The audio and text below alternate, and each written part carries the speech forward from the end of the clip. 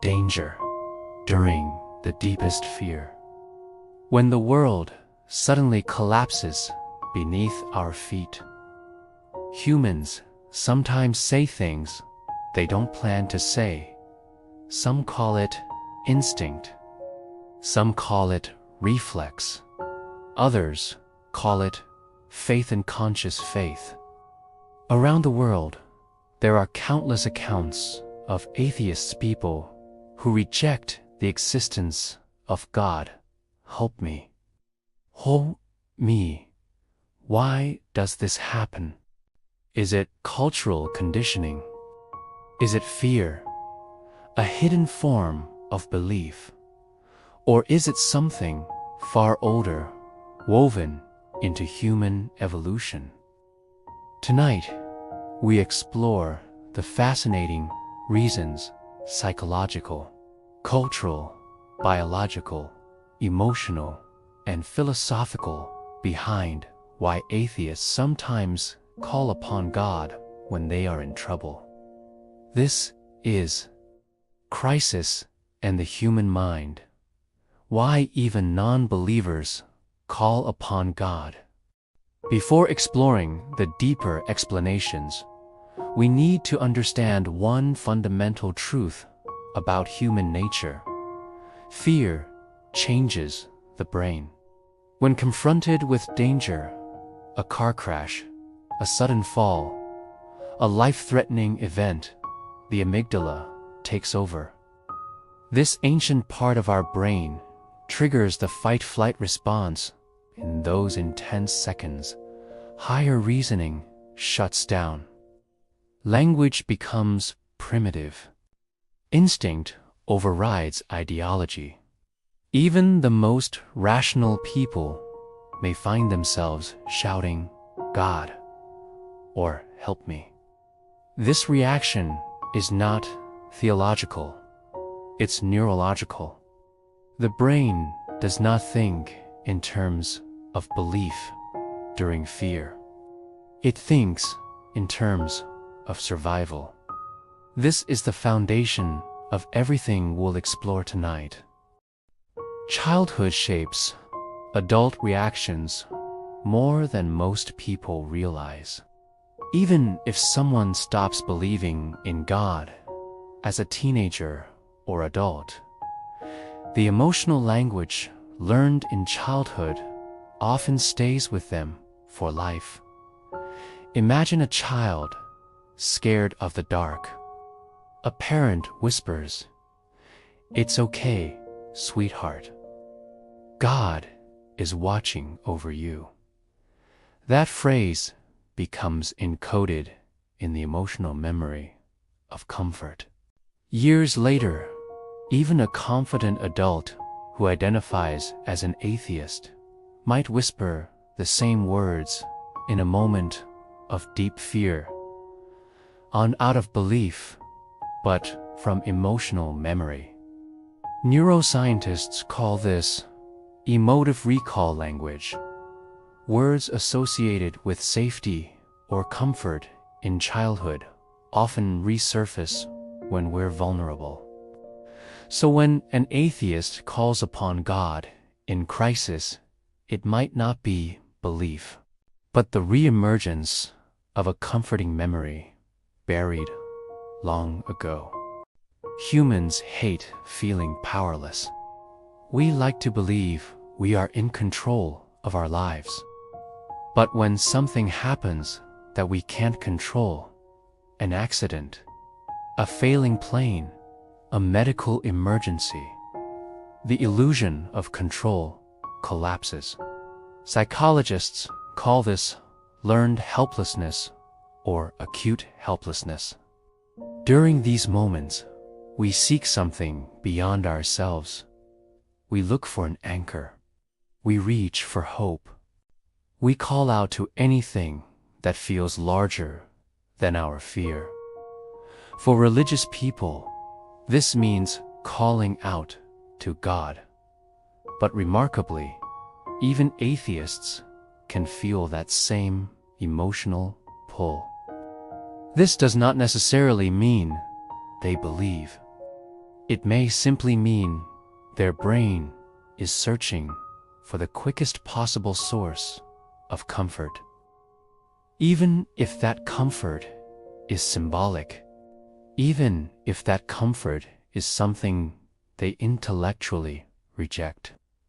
Emotion does not ask permission from logic.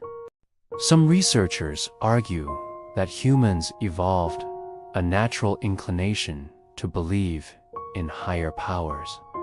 In early human societies, belief systems served key survival functions. Unified tribes reduced fear, encouraged moral behavior, provided explanations for the unknown, strengthened community cooperation. Groups with shared spiritual beliefs often survived better than those without. Because of this, some evolutionary psychologists suggest that humans may have developed a form of belief instinct.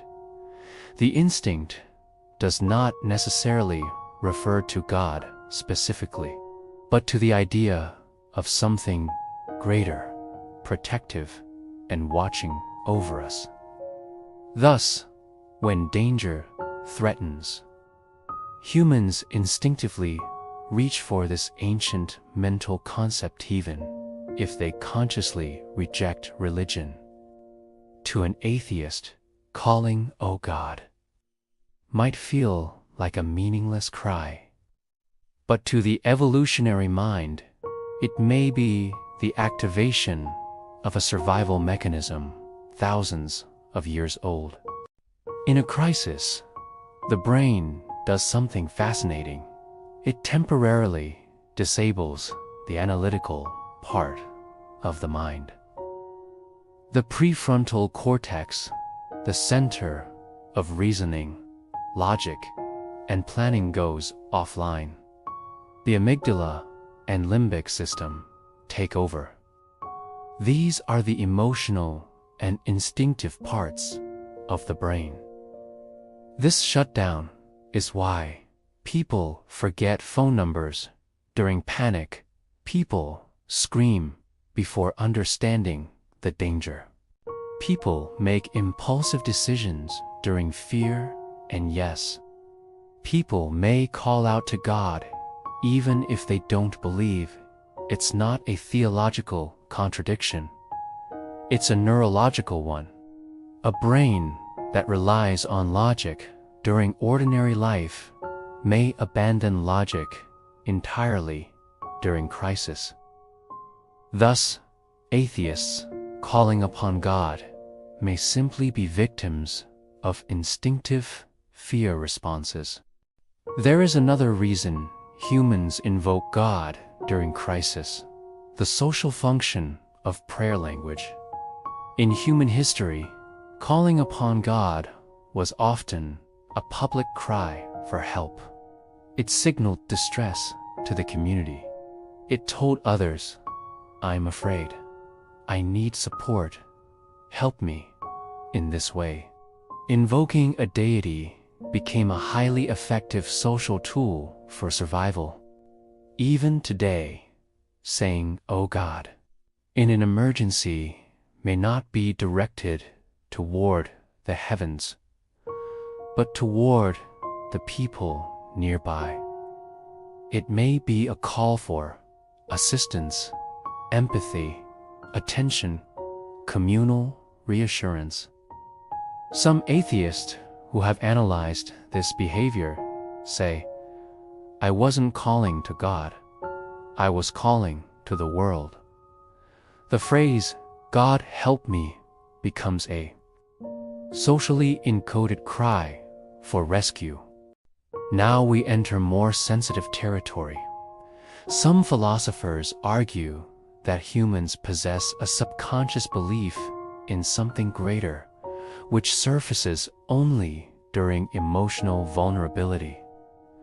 They claim crisis strips away intellectual defenses, instinct reveals what lies beneath. Calling upon God may express an unconscious belief. This view is common among theologians and spiritual philosophers who argue no one is truly an atheist in moments of absolute fear, but modern atheists strongly reject this interpretation. Many insist the cry is metaphorical, habitual, linguistic, symbolic, emotional, not spiritual. This debate is centuries old and remains unresolved. Is the cry a crack in disbelief, or just a crack in human composure? The documentary leaves that question open. Neuroscientists studying neurotheology, the biology of religious experience, have discovered something striking. The brain contains circuits specifically associated with awe, transcendence, connection, surrender, meaning when stimulated. These circuits can produce feelings interpreted as divine presence, spiritual connection, emotional transcendence. Even individuals who reject religion may still have these circuits. They are universal, not dependent on belief. So, when an atheist cries out to God during crisis, neuroscientists argue it may be the brain activating its transcendence circuitry, even without conscious belief. Spirituality, at least in the biological sense, may be a built-in human capacity. Across interviews, forums, and personal reflections, countless atheists reveal similar stories. A man in a near accident said, "I shouted, 'Oh God,' before I even realized what I was saying." A woman facing medical fear confessed, "I knew I didn't believe, but I still begged for something to save me." A soldier, injured in combat, described, "I called out to God, even though I'm a lifelong atheist. It wasn't believable. It was fear." These stories highlight a key truth. Fear makes humans reach beyond themselves, even if what they reach for is not something they consciously believe in. Another atheist summarized it perfectly. "In crisis, I don't believe in God, but I believe in hoping." And hoping uses the language of prayer. Many religious people interpret all of this differently. To them, when an atheist calls upon God in fear, it is seen as proof that belief is innate evidence the soul recognizes its creator. A moment of spiritual clarity, the heart speaking when the mind is silent. They argue, no one calls for something that doesn't exist. Not in the deepest moment of fear, but atheists counter. "I wasn't calling to God, I was calling to hope." Both interpretations reveal something powerful about the human search for meaning. When atheists call upon God in trouble, it does not necessarily mean they believe. It means language is powerful. Fear transforms the mind. Emotion overrides logic. Cultural patterns run deep. Evolution shapes how we react. Humans crave hope during danger. It means that humans, even non-believers, possess layers of instinct that operate beneath conscious belief. It means this is not about proving or disproving God. It's about understanding ourselves. In the end, The question is not whether atheists secretly believe in God. The real question is this: why do humans reach for something greater when they feel most helpless? The answer lies in centuries of evolution, culture, psychology, and emotion. When atheists cry out to God, it is not always belief. It is the mind reaching upward, toward hope, toward survival, toward anything that gives comfort. In a moment when the world feels like it's falling apart, we are complex beings, living between reason and instinct, logic and fear. And sometimes, in the most fragile moments of our lives, the ancient language of hope returns to our lips. Whether you call it instinct, reflex, memory, or faith, it tells a story about the human heart. A story that continues today in every culture, in every crisis, in every whispered prayer, even from those who do not believe. This has been Crisis and the Human Mind. Why even non-believers call upon God. Thank you for watching. Sometimes life feels just too heavy.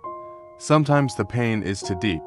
The nights feel too long, and our prayers seem to go unanswered. But today, I want to remind you of something powerful. God sees your pain. God hears your cry, and God has not forgotten you. There are moments when you put on a brave face, you smile on the outside, but inside, your heart is breaking. You carry burdens that no one else even knows about. You're walking through storms that no one else can see, but God sees it. He sees every single tear, every disappointment, every unspoken fear. The Bible tells us in Psalm 31 verse 7, "You have seen my troubles, and you care about the anguish of my soul." You are not invisible to Him. Your pain is not ignored. Every silent cry you make is heard in heaven. He sees the things you can't even put into words, the struggles that feel too personal to share. He understands the weight on your shoulders, and He's right there with you in the middle of it. Even when you feel like you don't have the strength to speak, even when your prayer is just a whisper, even when your words are completely replaced by tears, God hears you. Think about it. He heard Hagar alone in the desert. He heard Hannah crying out in the temple. He heard David crying in the darkness of the cave. And He hears you right now, wherever you are. He promises in Jeremiah 33 verse 3, "Call to me, and I will answer you." Your cry, your raw emotion, reaches heaven faster than any perfectly crafted prayer. Don't ever think your quietest plea for help goes unnoticed. He leans in to listen to the faintest sound from your heart. I know it's so hard to let go. I know it's difficult to trust when you can't see the outcome, when the future is uncertain. But sometimes, the greatest act of faith we can perform is simply letting go and placing it all in God's hands. Let God fight for you. Let God heal what is broken within you. Let God handle the things you cannot change. When you release your burdens to Him, you are not giving up. You are giving it over to the one who can do the impossible. God's hands are so much stronger than your fears. His timing is infinitely wiser than your plans. And His heart is always for you, never against you. Trusting Him with your problems doesn't mean they disappear. It means you're no longer carrying them alone. Now, you may not see it right now. You may not feel it right away. But please believe me when I say God is working behind the scenes for you. He is arranging the right people to come into your life. He's opening the right doors at the right time. He's even removing the wrong people to protect you. And all along, He is preparing the right blessings specifically for you. Your tears are not in vain. They are watering the seeds of your breakthrough. This season of waiting is not wasted time. Your faith, even when it feels small, is building the foundation for your future. So hold on, keep believing. God is closer than you think. Your dawn is coming. Let me pray for you. Dear God, for the person listening right now, you know their heart, their struggles, and their pain. Please give them your peace, your strength, and your comfort. Help them to release all their fears and anxieties into your loving hands. Remind them that you hear their every cry and that you are actively working in their life, even when they can't see it. In Jesus' name, Amen. If this message touched your heart, type Amen in the comments below. Please share this video with someone who might need a little hope today. And always remember, leave it in God's hands. He will never, ever fail you. Thanks for watching. What if God isn't something you just believe in, but something you can feel, right here, in your body? What if the divine has been speaking through your breath, your stillness, and your presence all along, but nobody ever taught you how to listen? Today, we're exploring a path beyond dogma, a path where spirituality becomes something lived, felt, and embodied.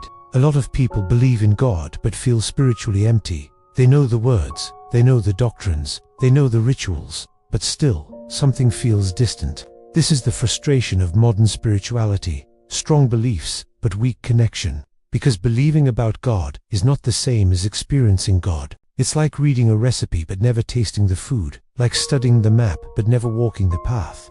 This is the belief barrier, and many of us were taught to live in our heads, while the doorway to the divine has always lived in the body. If you look at every ancient spiritual tradition, you'll find something surprising. Spirituality was never purely intellectual. It was embodied. People prayed with their bodies. They bowed. They breathed. They chanted. They fasted. They moved. They entered silence. In Christianity, monks used breath prayers. In Judaism, the body sways during prayer. In Islam, prostration is a physical surrender. In Buddhism and Hindu traditions, meditation and awareness anchor the soul. The ancients understood something we often forget today. The body is not separate from spirituality. It is the doorway to it. Today, mindfulness is everywhere. Breathwork, meditation, grounding techniques, they've become mainstream.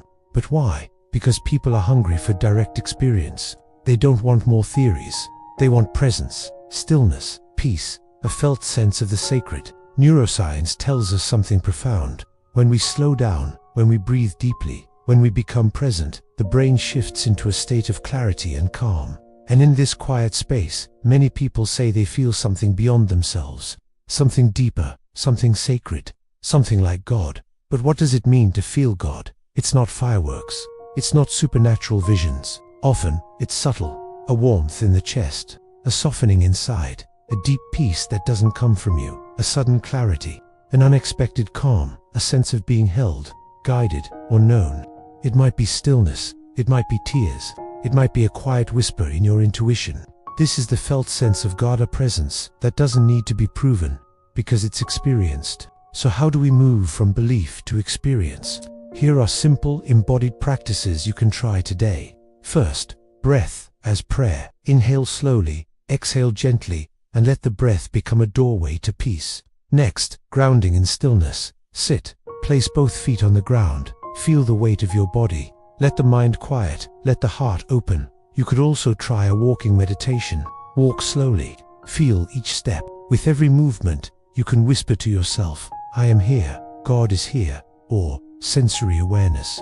Listen to the sounds around you, feel the air on your skin. Notice the rise and fall of your breath. Let your senses awaken your presence. Finally, heart-centered attention. Place a hand on your chest. Breathe into that space. Invite peace. Invite presence. Invite God. These are not just techniques. They are pathways, doorways, bridges to the sacred. When spirituality becomes embodied, everything changes. Anxiety softens. Clarity grows. Compassion expands. Life feels grounded, meaningful, alive. You move from fear to trust, from distance to closeness, from concept to intimacy. God becomes not just an idea, but a presence you can feel in the quiet moments of your everyday life. You don't have to choose between religion and experience, between belief and embodiment, between doctrine and presence. You can have both. You can live both. You can experience the sacred not only in your mind, but in your breath, your body, your stillness, your life. So today, after this video ends, try 1 minute of slow breathing. Just 1 minute, not to think about God, but to experience God, because the divine isn't far away. It's as close as your next breath. Thanks for watching. If this resonated with you, please like and subscribe for more content on embodied spirituality.